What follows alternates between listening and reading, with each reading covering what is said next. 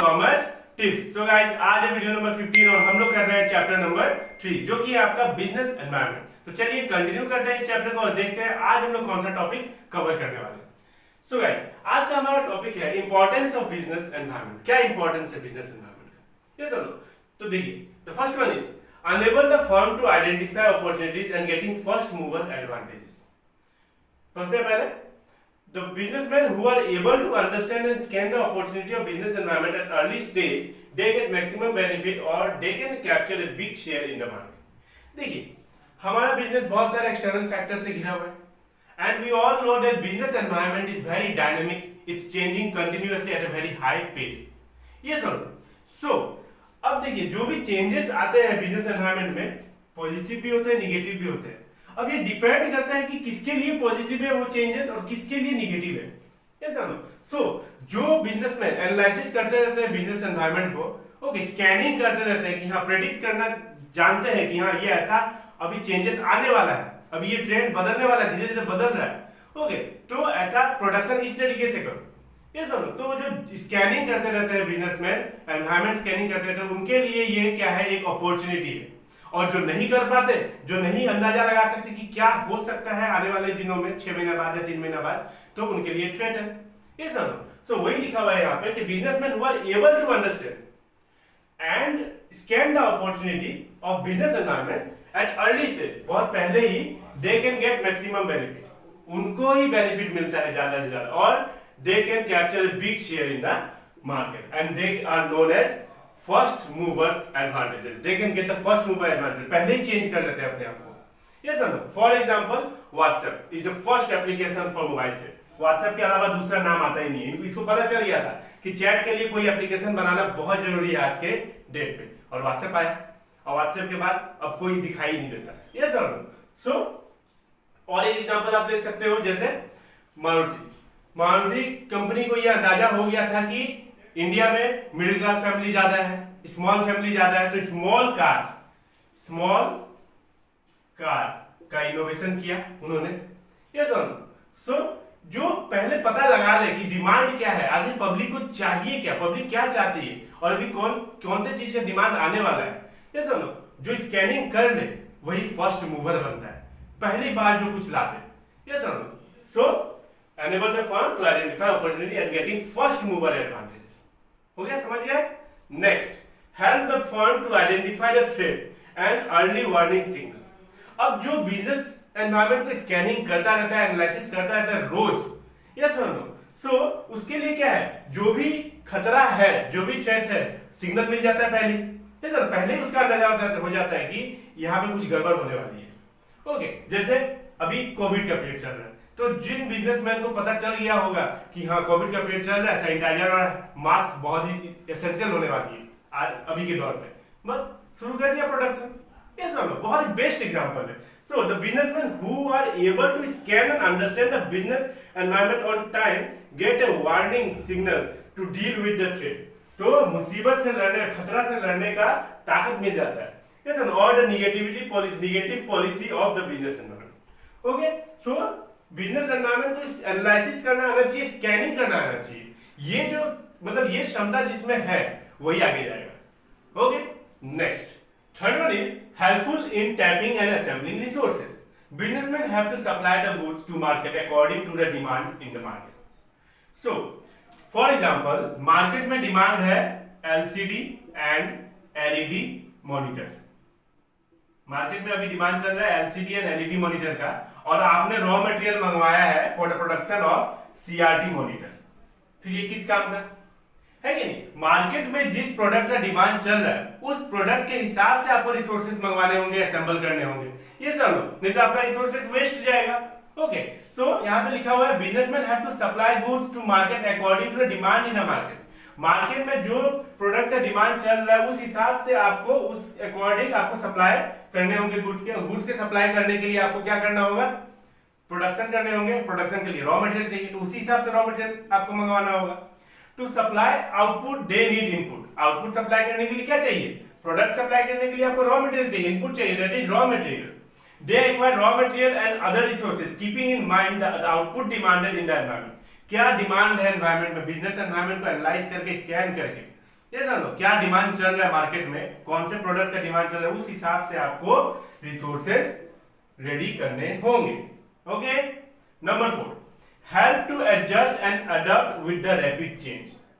आपको एडजस्ट करना होगा, जो चेंजेस आ रहे हैं उसको अडॉप्ट करना होगा, आपको उसी हिसाब से आपको अपने ऑब्जेक्टिव्स लाने होंगे, ऑब्जेक्टिव बनाने होंगे। ये सुनो, so today change are taking place very fast. ये सुनो, and this change have great impact on the business, और ये बिजनेस पे असर डालता है।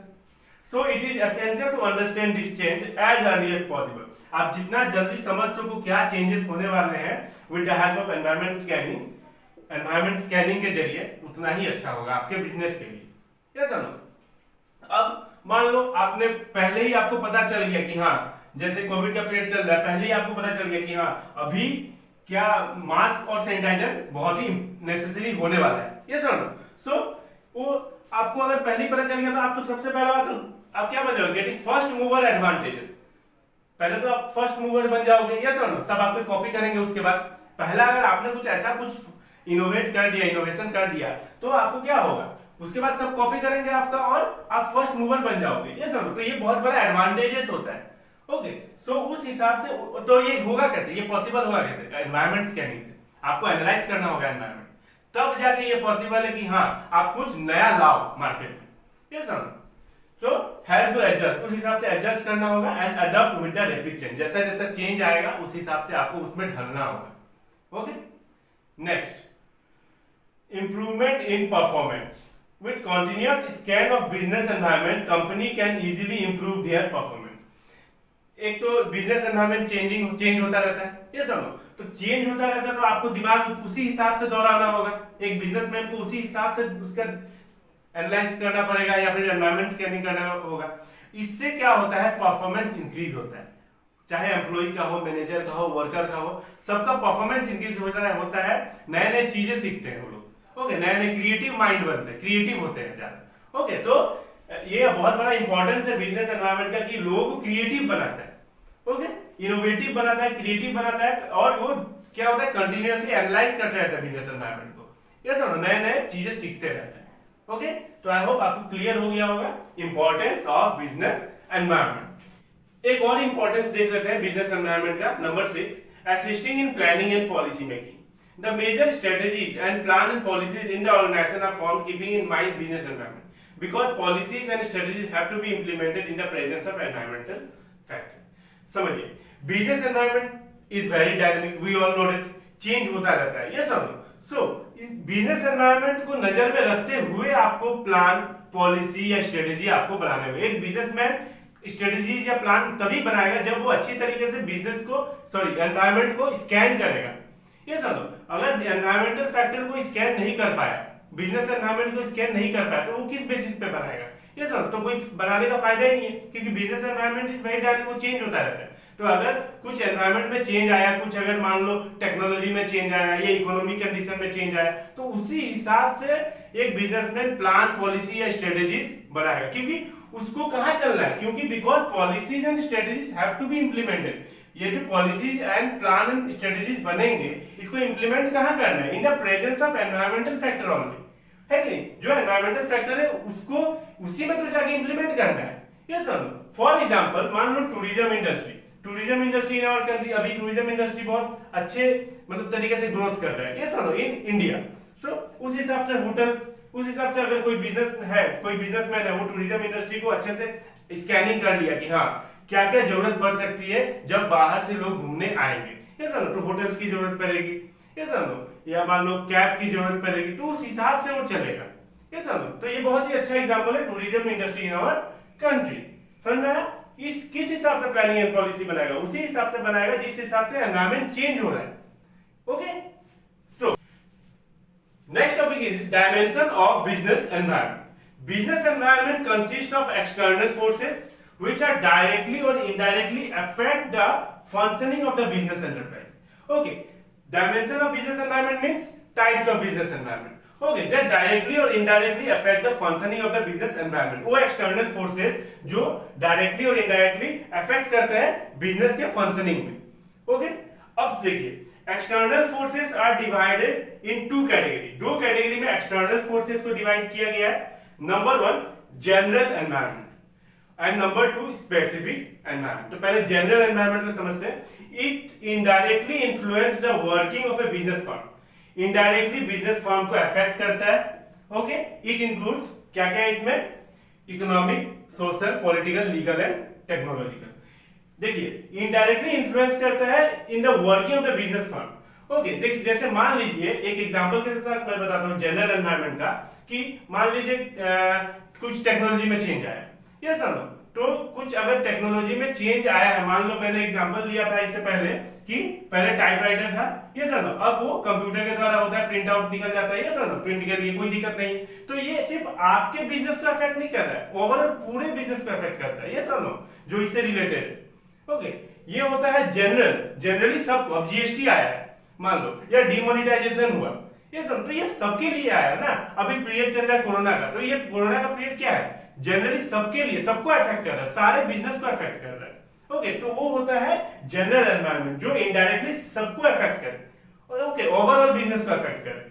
बट स्पेसिफिक एनवायरनमेंट क्या होता है, it directly influence the working of a business firm, जो डायरेक्टली अफेक्ट करता है working of a business firm. It includes customer, owner, supplier, creditor, competitors etcetera. Affect individually, आपके बिजनेस को अफेक्ट करेगा, दूसरे के बिजनेस को नहीं। ओके, जैसे मान लो मैंने एग्जांपल लिया था इससे पहले कंपटीटर्स, एक कंपटीटर से आपका रेस्टोरेंट है, ये समझो, याद है ना आपको, एक रेस्टोरेंट आपने खोला है और आप होम डिलीवरी के चार्ज लेते हो, और आपके अपोजिट में एक रेस्टोरेंट नया खुल गया जो फ्री होम डिलीवरी कर रहा है, तो आपके बिजनेस को अफेक्ट कर रहा है। Okay, affect individual enterprise directly and immediately, but it affect the whole business. Okay, सबके लिए है, ओके, ओवरऑल सारे बिजनेसेस के लिए है, बट स्पेसिफिक एक स्पेसिफिक बिजनेस के लिए, affect the individual enterprise directly and immediately. Okay, तो अभी हम लोगों ने पढ़ा एक्सटर्नल फोर्सेस, तो हमें जानना होगा इंटरनल फोर्सेस भी। External forces are beyond our control, we can't control it. Okay, but internal forces we can control it. Rules and regulation of the company हम कंट्रोल कर सकते हैं। प्रोसीजर, क्या प्रोसीजर होगा, क्या वे होगा, स्टेप कौन से होंगे, मींस स्टेप्स, कैसे कैसे स्टेप्स होंगे, इसके बाद ये करो, इसके बाद ये करो, इसके बाद ये करो, ये सुनो। फिर मेथड, कौन सा मेथड अप्लाई करने वाले हो आप प्रोडक्शन के लिए, मान लो एलआईटी और CIT. Okay, labour intensive technique और कैपिटल इंटेंसिव टेक्निक, लेबर ज्यादा रखने वाले हो या मशीन, ये समझो। So objective of the organisation, क्या ऑब्जेक्टिव होगा, ये समझो, ये आपके कंट्रोल में है। ऑर्गेनाइजेशनल स्ट्रक्चर क्या रहेगा, ओके, कितने डिपार्टमेंट होंगे, ऑर्गेनाइजेशनल स्ट्रक्चर में कितने डिपार्टमेंट होंगे, कितने ब्रांचेस होंगे, ये आपके हाथ में है। We can control it, a businessman can control the internal forces, okay, but we cannot control external forces, it is beyond our control। okay, तो external में general and specific और some internal factor के लिए आपका ये रहा, these are the factor which are under the control of the enterprise, ये control में रहता है। तो आई होप आपको क्लियर हो गया होगा, ये कॉन्सेप्ट पता चल गया होगा। नेक्स्ट क्लास में हम लोग डायमेंशंस पढ़ेंगे अलग अलग, जैसे कि economic, social, political, legal and technological, सब खत्म करने वाले हैं। ओके, तो गाइस आई होप आपको वीडियो अच्छी लगी हो। अगर वीडियो अच्छी लगी हो तो please do like, share and subscribe.